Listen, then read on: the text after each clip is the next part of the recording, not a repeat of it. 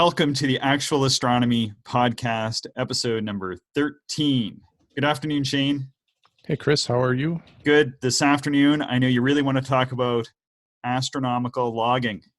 Oh, what was that? Oh, wait, that's not the type of logging you wanted to talk about. I'm not sure what that noise was. I guess that was supposed to be a chainsaw. I think it was a chainsaw, yeah. Yeah, not that kind of logging. Certainly not my area of expertise, but astronomical object logging, that is something I've done and enjoy doing. So I thought it might be good just to talk about some of the, astronomical logging 101. Okay. And just share maybe some of our thoughts around that and how we do it.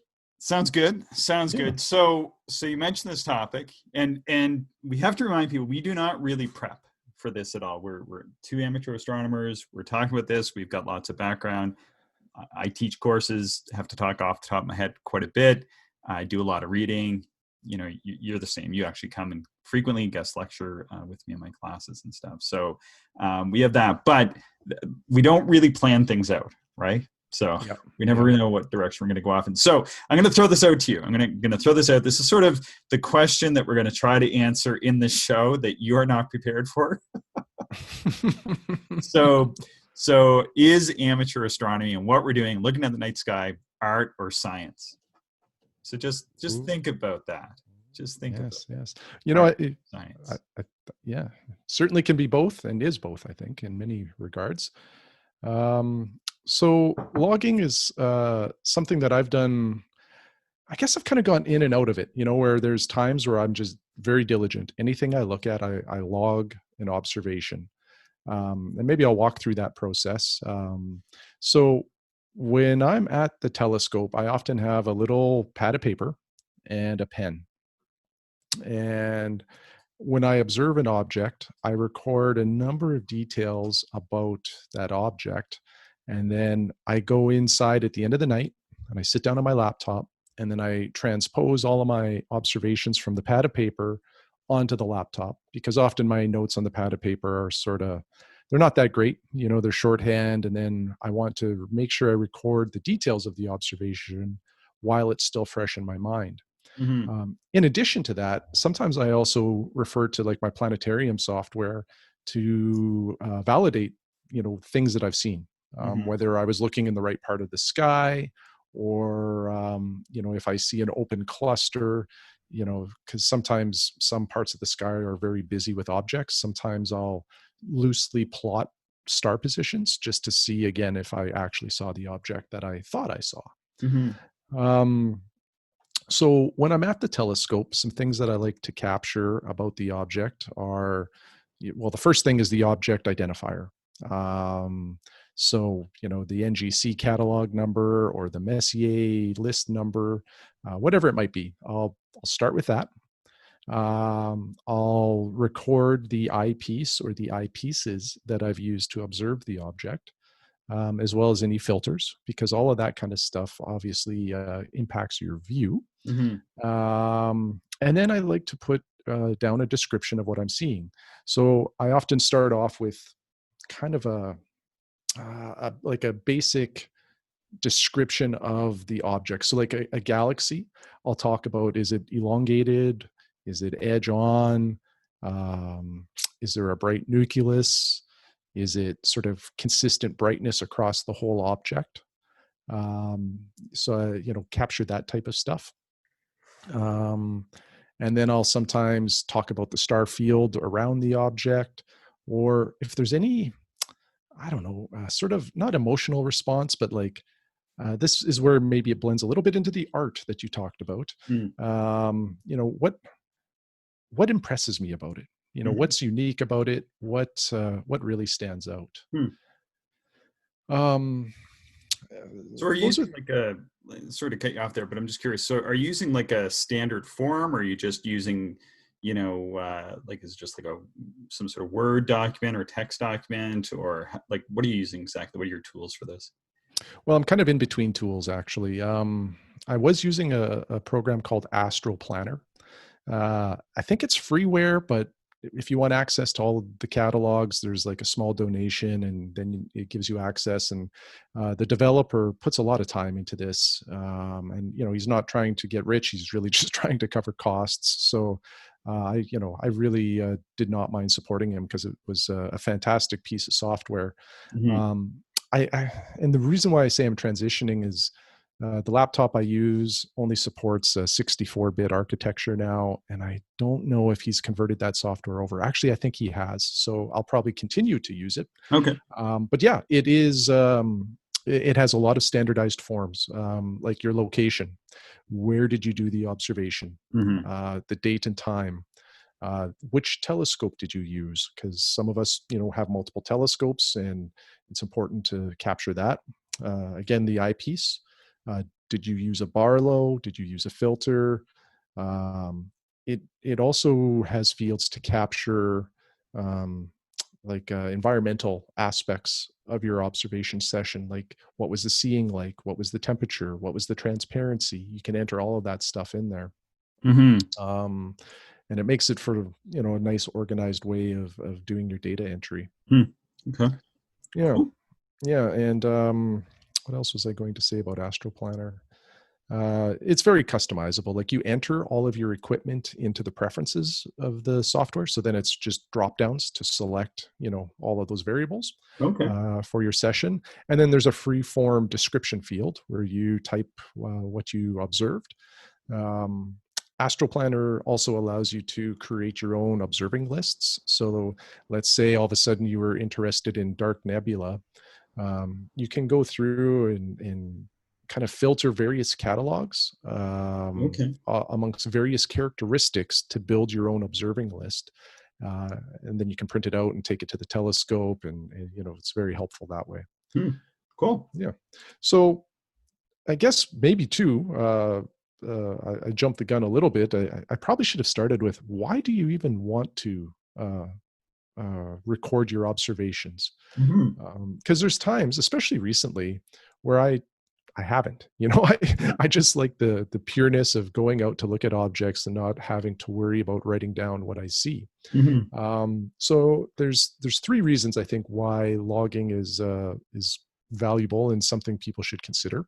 Um, Number one is, if you're interested in, um, I don't know, kind of completing any observing lists, because there's many out there.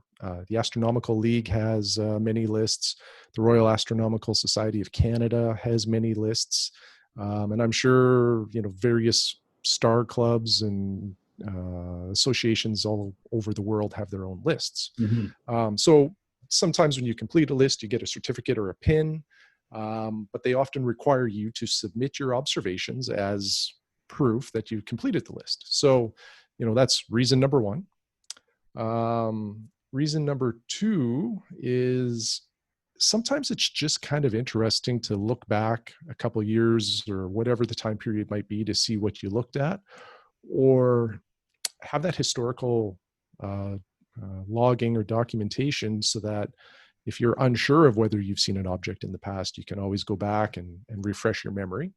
Because there's millions of objects up there for us to observe, and you and I, when we go out, some nights we observe an awful lot of stuff. Hmm. And if I wasn't to log it and record it somewhere, I probably will forget a couple of those objects, even the next day sometimes.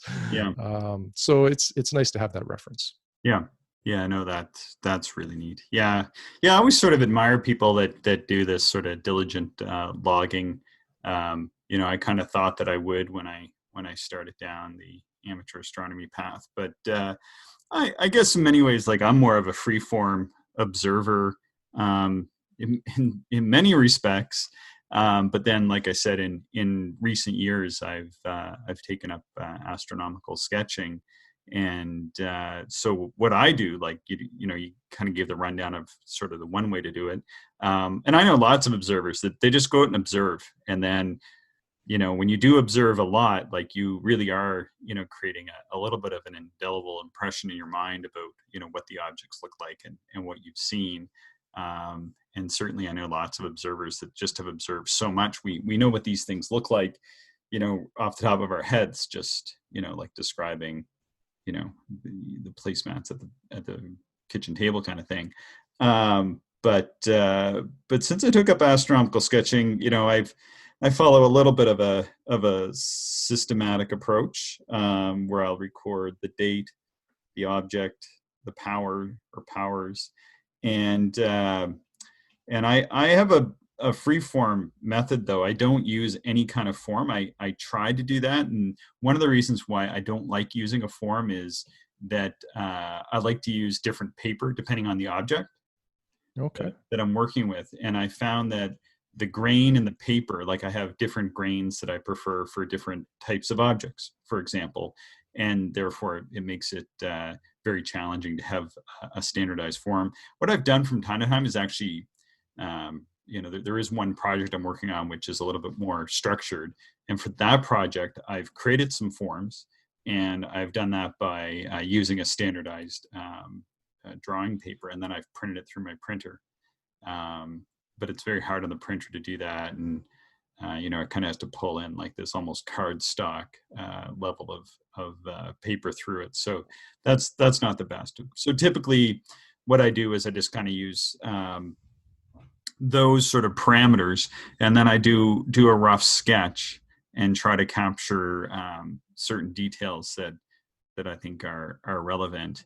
But also what I'll often do is I'll actually sketch like a very large piece of field, and much like these presentations or these conversations you and I are having, this very free form, I'll sometimes take the approach of, well, I'll start with the naked eye, the unaided eye, and then I'll drill down. So sometimes I'll go from unaided eye view of that area of the sky. I'll do a binocular view of the sky. I'll do like a finder scope or a small telescopic view of the sky. And then maybe if like Mike or somebody has like a 10 or 12 inch telescope, I'll actually go and do a sketch through that. So I'll have like this, this layered approach to what this region of the sky looks like, drilling down from what the eye alone can see without any optics, all the way down to what a large instrument can see. But in my mind, I found that I couldn't really translate that very well to any kind of structured format, because that's sort of a once in a while kind of thing, and my every night is just through my telescope. But then in my approach, I'm still doing multiple sketches typically for an object one night. Like often I'll do a sketch, I'm not happy with it, I'll just cross it out and do another one and another one, and that kind of approach isn't really going to lend itself to any kind of standard form. Just be churning through tons of paper, and we do try to be environmentally sensitive here. We're not looking to cut down too many trees, right? So in our logging, our logging shouldn't lead to logging. So kind of on one piece of paper, I could have observations from many nights, and I kind of like that approach. Then what I do is kind of like you were saying, you go home and you translate your observations into your computer. You're using a logging software. I think that's really cool, by the way. Like I wish I could be that disciplined. But what I typically will do is, and I'm not an artist, but I've actually learned from people that are artists. Like Risa, who's professor of art at the university, Mark Bratton, Randall Rosenfeld, who's an artist, Catherine, who's an artist. I mean, these are people that like this is their main thing that they do to make an income. And they've taught me, and they said, well, what you're doing, and I didn't know I'm doing this. They say you're like doing a study, and then I'll take all those drawings that I've done maybe over weeks or months or maybe even a couple of years on an object that I've just kind of come back and revisited from time to time, and then I'll bring them together like into like a final work, and I might reject some sketches and I might incorporate other things, and really try to bring it together. So for example, when I went down to Hawaii and I was given permission to observe sort of behind the gated fence where the actual astronomers observe, and I went up there for a few nights, and I did a whole pile of this, like just sketched the whole time, just sketched unaided eye, binoculars, went back to the place we were staying at. I would again go out, walk around the property, do tons of sketching, go out into the deck or whatever they call the decks in Hawaii, I forget. The lanai. The lanai, that's it. Go in the lanai, and I would do more sketches. And then when I got home to Canada, I just sort of combined all those sketches, and it was cool because I had sketched in sections down there, and I was actually able to produce a big sketch of the Southern Milky Way, which you can't see from Canada. And so I was able to produce one that showed what that looks like to the unaided eye. And then I had more or less captured what a 7x35 binocular sees over the majority, or at least the main objects in that field through binoculars. So by the time I left, even though I only used my eye and a small pair of binoculars, I really felt like I had seen it, right? And that took like three or so nights to do. And of course, I'm there with my spouse, and she's being very patient while I dedicate 3 or 4 days and nights to doing this down there. But to me, like that was the observation. But I'm not sure how that would translate to an observing form. I mean, No, it doesn't. But I think that both are fantastic ways to capture your time under the stars. Mm-hmm. And you really talked to my third point about why I think logging is important. If you don't log, and I'm guilty of this, I've done this a million times. If I'm not logging, I start to go almost just check objects off of a list. Mm-hmm. You have a quick look at a galaxy or a carbon star or whatever, and you go, okay, that's pretty neat. What's next? And off to the next one. And sometimes I do that because our time under dark skies is so fleeting. I feel like I should get in as much as I possibly can, which is fine, and there's nothing wrong with that. But when you sit down to either sketch as you do or describe what you're seeing as I tend to do, it really forces you to truly observe that object. And I find that when I do that, like when I'm logging, I will spend more time trying to see subtle details, particularly in galaxies or nebulas, um, to add to my description. And I'll try different magnifications and I'll try different filters, because really what I want to do is build the best possible view of that image, or provide my eye with enough different views of that object that I build a conglomerated image in my mind and then translate that into some words on paper. Yeah. Now, I think you're doing something very similar. It's just you're sketching it, which, Yeah. That's incredible. I wished I was that disciplined and had that ability to do that, because I think there's some romanticism to me in the sketching aspect of it. One is just the obvious output. It's fantastic to look at a picture rather than read a whole bunch of words. But I think sketching in a way sort of simulates what a camera does under the night sky. And the camera holds its shutter open for a long period of time to collect a whole bunch of light. And then, who's ever the astrophotographer will usually go do a whole bunch of processing and stacking of images to come up with a final really nice image. Yeah. And I think you do that, but you just do it visually. Yep. Like you described it's sort of a body of work that evolves over a period of time, and there's an output at the end, which is sort of a conglomerated picture, I guess, of what you've seen in the past or drawn in the past. Yeah. Yeah, it's neat. Like I always wanted to sketch, but as I had a problem, and then once I kind of figured out the problem, I was able to do it, which is very strange to go from a situation where my whole life I really couldn't, hardly draw a straight line, and not knowing I had this problem, and then they fixed it, and then to actually being able to do this sketching. So I think it's something that I really do think it's something that anybody can learn. But boy, when I started, I guess 12 or 13 years ago, when I first tried to learn, and we were in we had these classroom type sessions that were called Astronomy 101s when I belonged to an Ontario club, and people would go, and it was like an astronomy meeting, but it was a little bit more practical oriented. And so, people would bring telescopes in and show like how to do an optical alignment, like it was more hands-on. Or one of the sessions, this person who had joined, they did one on sketching. And so they put up Orion or whatever. I think it was Orion. I know it was Orion. I can't remember the detail though, and we had to draw it. They were like, "Okay, you're going to draw it." And I'm like, I'm so certain that I'm going to knock this one out of the park, but I struggled so badly with trying to even just draw the outline of Orion. Um, that my friends were, I guess what you would say back there, brutally honest, and they just said, you just shouldn't, just don't do it, just don't sketch. And they like took my pencil and they like broke it in two and really gave me a hard time about it. Like it was pretty funny, and it's all in good humor, but it kind of put me off the sketching for a while, because there is a challenge to it. And then when I moved out here, and the person who really inspired me to do it, well, there was a few, but was Mark Bratton, who's the author of the Herschel Objects book. And see, I guess my mistake was thinking that people were really worrying over these as pieces of art under the stars. And when I saw him sketch now, and he is way better sketcher than I'll ever be, but was the speed, how fast he's doing it. And I thought people would be taking more time, because I did observe with somebody who is an artist back in Nova Scotia, and that individual would spend all night like drawing something, right?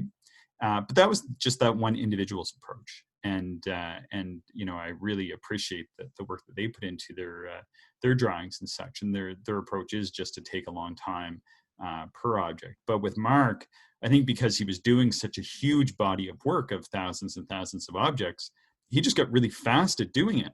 And kind of told me some of the tricks to doing it, and not to worry so much, and put some notes in, and kind of I guess that was the key, is to draw it really fast and not to worry that much. Just like put it down, like really try to capture it, do some outlines, make sure you get the right field stars in, and then just kind of diagram it out. And then when you get home, maybe do a good copy or whatever is kind of his advice to me. Although I actually think that like his Under the Stars copies, I'm sure those are some of the ones that are in his book, because I remember he was drawing, I think, the Veil Nebula one night, and I mean the detail he was able to get down on paper so fast, was quite phenomenal. But these, I noticed my drawings, they're under the night sky, they're okay. Like when I think I sent you one on Venus, I did a week or so ago, and like you said, like, yeah, that's what it looked like, and that's like the main key for those kind of field sketches, I think. Do they look like what we saw? And would you recognize it as this object? If it was in a lineup of objects, would you be able to pick the one out that was the one from that night? And, you were able to do that, which that's an incredible success for me, considering that is just at the eyepiece, which is difficult because you're holding the book up. But like I said, I have different books, different papers, and different techniques depending on where and what I'm looking at. So yeah. And just for quick reference too, Mark Bratton is a phenomenal observer. The name of his book, if anybody is interested in the Herschel objects, this is, I think, the best guide you could possibly get. The title is called The Complete Guide to the Herschel Objects, Sir William Herschel's Star Clusters, Nebula, and Galaxies, by Mark Bratton. Fantastic book. There's, I forget how many sketches are in there of Mark's work at the eyepiece. It's a great guide to have. Yeah. So Chris, if somebody wanted to get into sketching themselves, and it's something I'm considering, what do I need? Do I grab my pencil from elementary school and that's and just start going? Yeah, like typically the pencil that most people are going to have sitting on the shelf or whatever is like a 2HB, and that's like pretty much what I use under the night sky, more or less. Now I've bought tons and tons of pencils, and one of the great things about astronomical sketching is, of course, like when we're talking about gear and equipment and telescopes and eyepieces, all that stuff is, for the most part, it's pretty expensive stuff, right? There's not much that you're getting. I think that the cheapest thing that I've bought of late is like a $40 filter, and that's pretty inexpensive for a piece of astronomical gear. probably all of my pencils, and I have shoe boxes here right beside me filled with pencils and blending stubs and all this stuff. I probably have only about $40 of sketching material right here in my office, at least as far as pencils go. Maybe I have $30 or $40 in sketching pads and books and that, and it's probably all that I would ever need. If you are actually interested, Shane, I will give you some materials. Like I have tons to spare. And the one thing I found, though, I did find one thing. So that, it's really about technique. And there's a really good book. I think the guy's name is Richard Handy, on astronomical sketching. There's that book, which is good. It's very good, and a person should get that if they're interested in sketching. And then do you remember the title of that book? I think it's just called Astronomical Sketching by Handy. There's like 4 or 5 people that have contributed to it, and it kind of gives you the structure. Now, if you're not a sketcher, and I wasn't a sketcher, so I bought that book. That wasn't enough, and I observed some with Mark and Catherine and Risa and some other people that do a lot of sketching, and I watched how they do it. But that still wasn't enough, because you do need to be able to do things like draw a straight line, you need to make a circle, like some very basic things. And there's an individual online, and he's an art instructor, and his name is Alfonso Dunn. I think he's out of New York or somewhere, and he's got a whole series of videos online on how to do astronomical sketching. And he has a book, or not astronomical sketching, how to do sketching of a non-astronomical nature. So like he goes through how to do like the basic geometric patterns, and then he includes like some additional skills. Okay. And so once you can kind of make a circle and make a line and do a little bit of shading, like those very basic sketching skills, which that individual is excellent. I believe he's an art teacher, and get into it by way of like medical sketching. Like he was originally going to be a doctor or something of the medical nature, and really get into the sketching aspect, which is something I believe they had to do at one point in time. Anyway, he teaches those fundamentals very, very well. Now, I'm not really much of a drawer beyond the astronomical world, but I did go and kind of follow through on the sketching course that he has laid out online, and it's free. It's just via YouTube, and so I would sit and watch the YouTube videos, and it's great because you can try the sketch, and then maybe it looks good or maybe it doesn't. It's not achieving, or you're not building the skills you need. So you just go back and rewatch it, and you can kind of build up that rapport. So timeline on learning how to sketch really well to do it in that way is probably like about a 15 to 30 minute time commitment 3 or 4 times a week, and probably take you a few months to get the handle on. It took me better part of a year, because I really was starting from a very, very limited position of never really having sketched anything in my entire life. So, but now I can, it's great. Like now I'm like, go out and I'm like, it seems strange because I never could really draw much before. And now I can go out and, okay, there's Venus, and I'm really seeing this stuff. I think it's a good night. I'm going to pull out the sketch pad and paper, and some pencils, and going to do a sketch. And now I kind of want to bring those together here at this time, and maybe publish something on those Venusian cloud observations. But yeah, and it's really enjoyable. It's really enjoyable to kind of go through that process. So that's kind of like the basic tools. A book, watching some online videos, getting some paper, and you don't need any special paper to start. Although I'm not as much of a fan of the just the regular old printing paper that you might have out of your printer, but that's fine to start. I definitely recommend getting like proper sketching paper. Where would you find that? Just like your regular office supply store, or do you have to go to some specialized shop? Just like an art store online. Okay. Amazon, has tons, and you're gonna have to.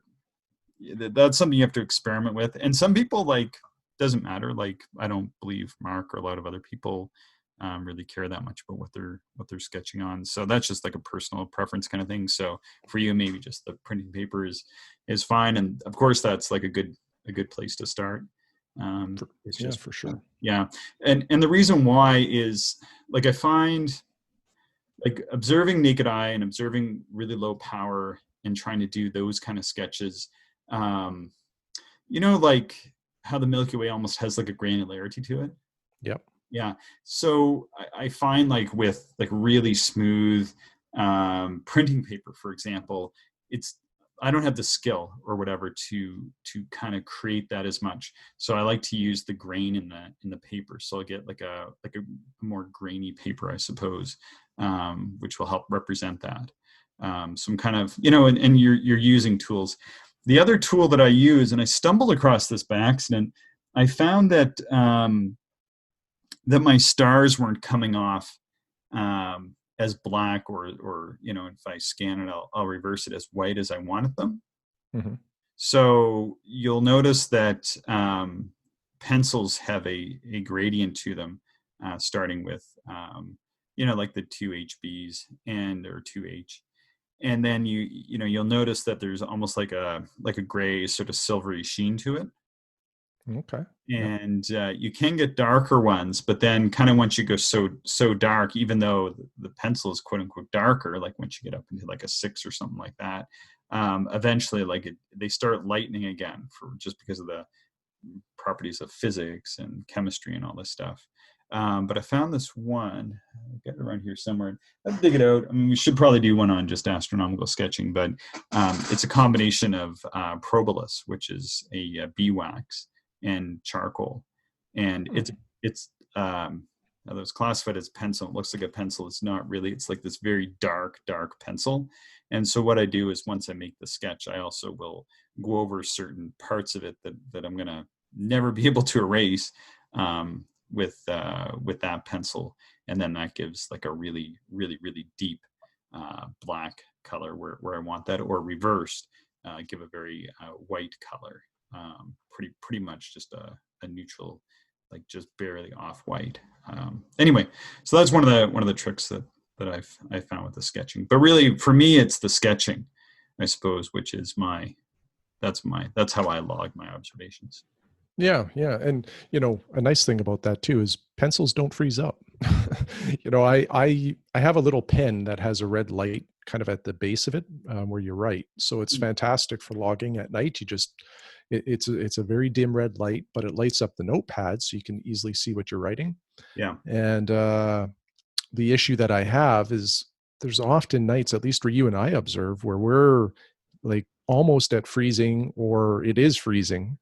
And that ink in a pen just stops flowing. It freezes up, and then I can't log, or it's just very messy notes. And I guess I could switch to a pencil, but then I'd have to hold a red light, and I don't know. Yeah, there's a few little tricks. You can go online. I think even in the book on astronomical sketching, they show how to kind of set it up so that you can have that red light and angled and everything like that. Like you can sort of, there's a few little tricks with setting it up and doing it that way. Because of course with the sketching, you're in a little bit more of a confined space, so to speak, because you're not just sort of writing all over the page. You're just kind of working in one little spot. So yeah, there's definitely some tricks to doing that. So, but yeah, if you want some pencils, like I got tons and tons of pencils here. Because sometimes I'm looking for a particular pencil, and then I can only find it in a set. So, and here's the thing, I think like a typical pencil, like a really good sketching pencil, at least when I was buying, I haven't bought them in years because I bought so many, I got really into it. Will run you like around 59 cents or something. I think it's like that. So like that's like, and then I remember like standing there looking at these pencils, and some of them are 39 cents, and some of them are like 59 or 60 cents. I'm like, oh gee, like which one should I get, right? Like it's funny, like you take that same analysis like from the astronomy into everything now, right? And my wife's like, just spend the 10 cents, man. Like, what are you doing? Like, why are you bothering? And then like, so to buy a whole big pack of maybe 10 or 12. So then you're looking at like $7 or $8, right? And say there's 2 or 3 pencils that you want in there. And you're like, okay, well, it's really not that big a deal. And then if anybody wants some pencils, I think I've given out pencils to like I've done classes in how to do astronomical sketching. I even made some videos. I'm not going to really share them on this, just sort of for my own internal class with specific things I was trying to teach people, because I did have a class once that wanted to learn how to sketch. So I made up a bunch of videos, and then I just came in and gave everybody, like, they're like, well, what do we do from pencil? I'm like, I'll just bring you. So I just came in and I brought everybody like pencils and sketching paper, and they were like, this is amazing. I'm like, yeah, I just have this stuff around. So I don't mind like giving and sharing that stuff. It's really inexpensive to get into astronomical sketching, and you can buy a lot of really cool stuff for doing it for not a whole lot of money. So really for, probably really to get started in the sketching as an addition to your logging, probably wouldn't even cost you anything at all. So Oh, wow. Yeah. yeah, Sounds intriguing. yeah, it's pretty cool. It's pretty cool. So yeah. Right on. Do you have anything to add about logging? I think maybe I feel bad. I feel like I dragged us more into the sketching, but that's how I do it. So I don't really use the forms as much. I use them from time to time, only for one specific project I'm working on. The rest of the time, for me, it's just the sketching. So. Yeah, no, I think it's good that we spent more time on the sketching. I think just filling out an observing form, like a log, is much more intuitive. And in some regards, it's just simpler to, if you want to do that, you can just go out and do that. But to do some astronomical sketching, I don't know the first thing to start with, other than I need a pencil and a paper, but I know there's many different, pencils and papers and techniques. So I'm glad we did spend more time on that. Yeah. The only thing that I'll add about, the just filling out a form and doing like a worded log of your observation is, I mentioned that I use AstroPlanner, some software that's dedicated to that purpose. But lots of people just use like Microsoft Excel or Microsoft Word. They'll set up their own little template and then just use that over and over again. And that works great too. So there's a lot of ways you can do it. Yeah. Yeah. Cool. Yeah. All right. Well, I think that probably wraps things up for this session. It will be on astronomical logging, and with an unnecessarily long focus on sketching by yours truly. Right on. Thanks, Chris. All right. Thanks, Shane.